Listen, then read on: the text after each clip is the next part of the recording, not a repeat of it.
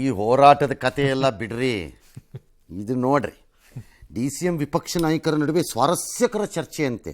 ಕೃಷ್ಣ ಅವರ ಸಂತಾಪ ನುಡಿ ವೇಳೆ ಶಿವಕುಮಾರ್ ಅವರು ಅಧಿಕಾರಕ್ಕೆ ಯಾವತ್ತಿಗೂ ಅದಾಗಿ ಬರಲ್ಲ, ಒದ್ದು ಕಿತ್ಕೋಬೇಕು ಅಂತಂದರು. ಕೃಷ್ಣ ಸಂಪುಟದಲ್ಲಿ ಒತ್ತಡ ಹೇರಿ ನಾನು ಸಚಿವರಾದೆ ಅಂತ ವಿವರಿಸಿದ್ರು. ಒತ್ತಡ ಅಲ್ಲ, ಕೃಷ್ಣ ಅವ್ರಿಗೆ ಇವ್ರನ್ನ ತಗೋಬಾರ್ದು ಅಂತಿತ್ತು ಅಂತ ಏನಲ್ಲ ನನ್ನ ಪ್ರಕಾರ. ಅವ್ರಿಗೆ ಅವತ್ತು ಬೇರೆ ಬೇರೆ ಒಕ್ಕಲಿಗ ಲೀಡರ್ಗಳು ತುಂಬ ಇದ್ದರು, ಹಂಗಾಗಿ ಇವ್ರನ್ನ ಕೈ ಬಿಟ್ಬಿಡ್ಬೋದೇನೋ ಅಂತ ಒಂದಿತ್ತು ಅಷ್ಟೇ ಅವ್ರಿಗೆ, ಏನಿಯೋ. ಆಮೇಲೆ but actually DK should agree, that's is turning point. ಅಲ್ಲಿಂದನೇ ಅದು ಟರ್ನಿಂಗ್ ಪಾಯಿಂಟ್ ಅದು ಓಕೆ ನನಗೆ, ನನ್ನ ಪ್ರಕಾರ, ಪೊಲಿಟಿಕಲಿ ನನ್ನ ಪ್ರಕಾರ. ಅವ್ರ ಪ್ರಕಾರ ಗೊತ್ತಿಲ್ಲ. ಸರಿ, CM ಅದಕ್ಕೆ ಅಶೋಕ್ ಆಯ್ತಾಯ್ತು ಒದ್ದು ಕಿತ್ಕೋಬೇಕು ಅಂದ್ರಲ್ಲ, ಈ CM ಹುದ್ದೆನ ಯಾವಾಗ ಒದ್ದು ಕಿತ್ಕೋತೀರಿ, ಇದಕ್ಕೇನು ಮುಹೂರ್ತ ಜ್ಯೋತಿಷಿ ಯಾರು ಅಂತೆಲ್ಲ ಕಾಲು ಹೇಳಿದ್ರು.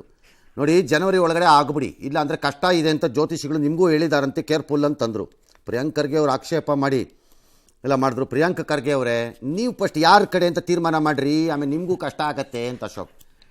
ಆಫ್ಟರ್ ಅ ಲಾಂಗ್ ಟೈಮ್, ನಾನು ಈಗಲೇ ಹೇಳ್ಬಿಡ್ತೀನಿ ಇದನ್ನು, ಓಕೆ ಹಾಂ, ಅಪೋಸಿಷನ್ ಲೀಡರು ಒಂದು ಆ ಒಂದು ಹಾಸ್ಯ ಮತ್ತು ಅದರಲ್ಲಿ ಒಂದು ಗಂಭೀರ, ಅದು ಎರಡೂ ಇದೆ ಅದಕ್ಕೆ ಕಾಣಿಸ್ತಾ ಇದೆ.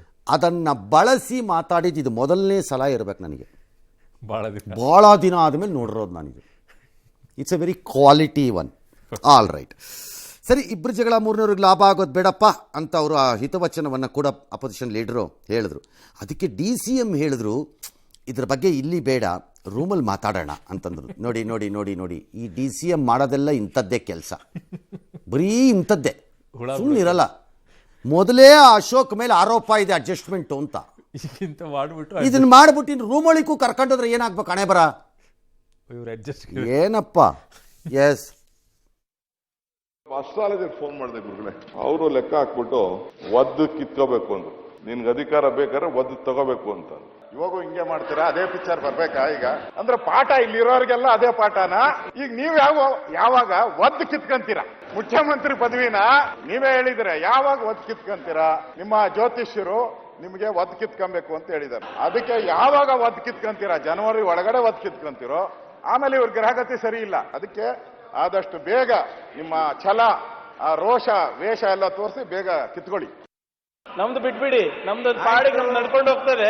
ಪ್ರಿಯಾಂಕಾ ಅವರೇ, ನಿಮ್ಮದು ಫಸ್ಟ್ ಡಿಸೈಡ್ ಮಾಡ್ಕೊಳ್ಳಿ. ನಾವು ವಿರೋಧ ಪಕ್ಷವಾಗಿದ್ದೀರಿ, ನೀವು ಆಡಳಿತ ಪಕ್ಷ ಇರುವಂತವ್ರು. ನೀವು ಇವಾಗ ಡೈಲಾಮೋದಲ್ಲಿದ್ದೀರಾ.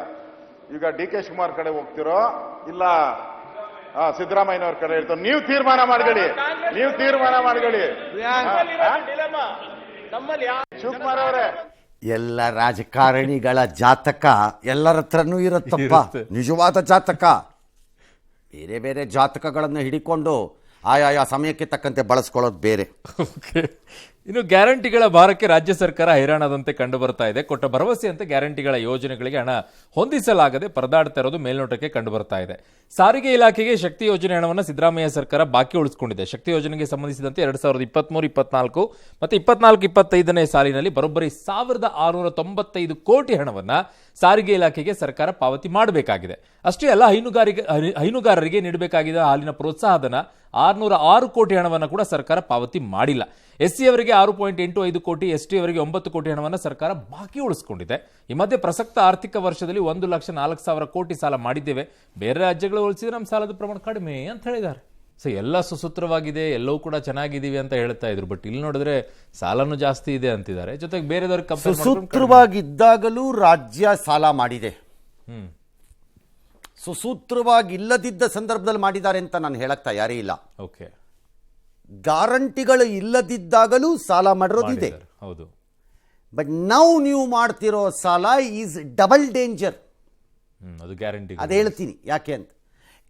ಗ್ಯಾರಂಟಿಯ ಹೊಡೆತ ಏನಿದೆ ನಿಮಗೆ, ಅದು ನಿಮ್ಮ ಅಭಿವೃದ್ಧಿ ಕಾರ್ಯಗಳಿಗೆ ಹೋಗಬೇಕಾಗಿದ್ದ ಹಣನೆಲ್ಲ ಕಿತ್ತು ಕಿತ್ತು ಕಿತ್ತು ಕಿತ್ತು ಬಿಸಾಕ್ತಾ ಇದೆ ಒಂದು ಕಡೆಯಿಂದ.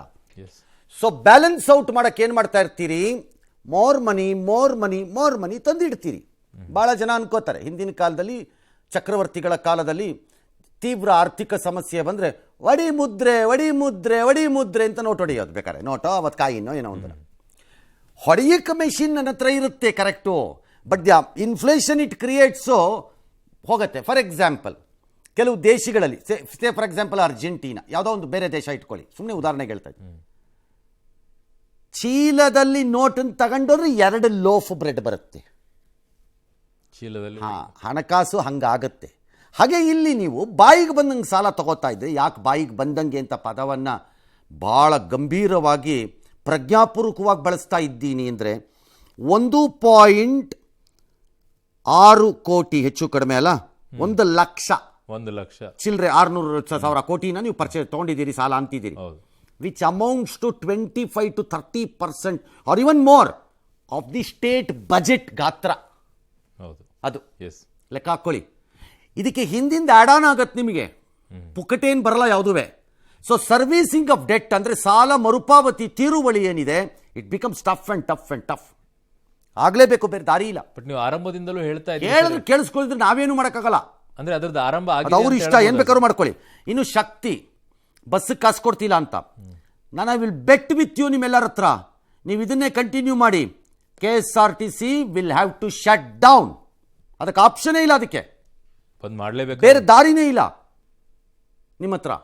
Okay, shut down ಆಗಲೇಬೇಕಾಗತ್ತದು.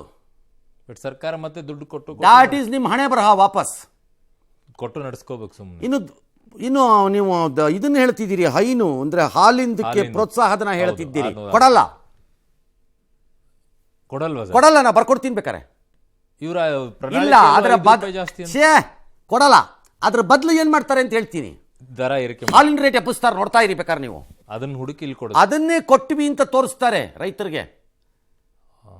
ಓಕೆ, 5 ರೂಪಾಯಿ 4 ರೂಪಾಯಿ ಎತ್ಸಿದ್ವಿ ರೈತರಿಗೋಸ್ಕರ ಅಂತಂದ್ಬಿಟ್ಟು ಅದನ್ನೇ ಎಬ್ಬಿಸ್ತಾರೆ. ಗ್ರಾಹಕರು ಏನು ನಿಮ್ಮ ಮನೆ ವೈರಿಗಳು, ನಿಮ್ಗೆ ಚಾಕು ಹಾಕಿದ್ವಿ ಬಂದು ನಾವೆಲ್ಲ ಗ್ರಾಹಕರು, ಇಲ್ಲಿ ಕೊಡ, ನಿಮ್ಮ ಮನೆ ಪುಕ್ಕಟ ಜೀತದಾಳಗಳು ನಾವು ಗ್ರಾಹಕರೆಲ್ಲ, ರೈತರಿಗೋಸ್ಕರ ಅಂತಾರೆ. ಅದು ಎತ್ತುತ್ತಾರೆ, ಪ್ರೋತ್ಸಾಹನ ಕೊಡಲ್ಲ. ರೈತರಿಗೆ 4 ರೂಪಾಯಿ ಎಕ್ಸ್ಟ್ರಾ ಬಂದಾಗ ಪ್ರೋತ್ಸಾಹನ ಸೈಲೆಂಟಾಗಿ ಪಕ್ಕಕ್ಕೆ ಹೋಗುತ್ತೆ. ನೀವು ನೋಡ್ತಾ ಇರಿ, ಇದು ನೆಕ್ಸ್ಟ್ ಸ್ಟೇಜ್. ಅದು ಪ್ರೋತ್ಸಾಹನ ಕ್ಲೋಸ್ ಮಾಡಿ ಗ್ಯಾರಂಟಿ ಕೊಡೋಕ್ಕಾಗಲ್ಲ ಇವ್ರ ಕೈಯಲ್ಲಿ, ಬಟ್ ಅಲ್ಲಿ ಎತ್ತುತ್ತಾರೆ ರೇಟ್ನ. Okay, so the whole problem ಇದು ಈಗ ಕಾಣಿಸ್ಕೊಳ್ಳೋಕೆ ಸ್ಟಾರ್ಟ್ ಆಗಿದೆ. ನಾನು ಮೊದಲಿಂದನೂ ಹೇಳ್ತಿದ್ದೆ, 3 ವರ್ಷ ಬೇಕಿದ್ದಕ್ಕೆ.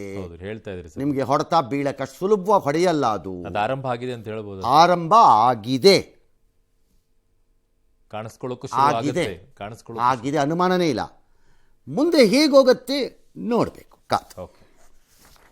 ಮೊನ್ನೆ ಎಲ್ಲೂ ತ್ಯಜಿಸಿದ SM ಕೃಷ್ಣ ಅವರು ಪ್ರತಿಯೊಬ್ಬರನ್ನು ತಿದ್ದುವ ಕೆಲಸ ಮಾಡ್ತಿದ್ರು, ಯಾರನ್ನೂ ಅಗೌರವದಿಂದ ಕಾಣಲಿಲ್ಲ ಅಂತ ಉಪಮುಖ್ಯಮಂತ್ರಿಗಳು ಇವತ್ತು ವಿಧಾನಸಭೆಯಲ್ಲಿ ಹೇಳಿದರು. ನಿಜ, ಒಪ್ಕೋಬೇಕಾದ್ದೇ ಅದು. ವಿಧಾನಸಭೆಯಲ್ಲಿ ಸಂತಾಪ ಸೂಚಿಸಿ ಮಾತನಾಡುತ್ತಾ ನೆನಪಿನಂಗಳಕ್ಕೆ ಜಾರದರು.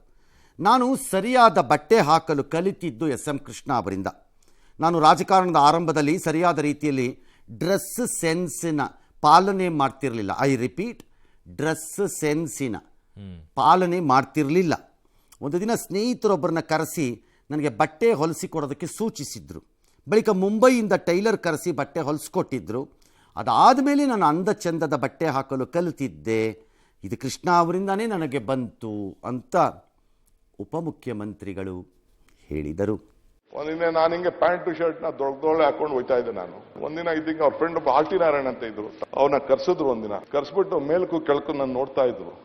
ನಾನು ಹೆಂಗೆ ನೋಡ್ತಾ ಇರಂತೆ, ಬಾಯ್ಲಿ ಆರ್ಟಿ ಬಾಯ್ಲಿ ಅಂತಂದ್ರು. ಬಂದ್ರು ಅವರು, ಇವನಿಗೆ ಸ್ವಲ್ಪ ಬಟ್ಟೆ ಹೊಲಿಸ್ಕೊಡ್ರಿ, ಬಟ್ಟೆ ಹೊಲಿಸಿ ಸ್ವಲ್ಪ ಇವನಿಗೆ ಅಂತಂದ್ರು.